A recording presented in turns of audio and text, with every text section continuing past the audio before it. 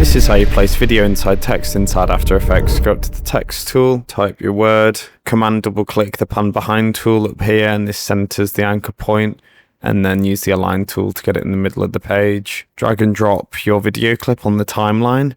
Scale it up so it covers the text. Toggle this switch down here and we should see track matte, and then just change that to the text. So it's now inside the text, which is awesome. And then if we want to go a step further, just to make it a bit extra cinematic, we can highlight both of these, pre-compose, and then we can actually make the layer 3D by toggling that switch again. Just go new, camera, keyframe the position, go up to the camera dolly tool up here and just dolly in slightly. Right click new, light, change the cone angle, the cone feather. Then we can just keyframe the position of the light so it reveals the text.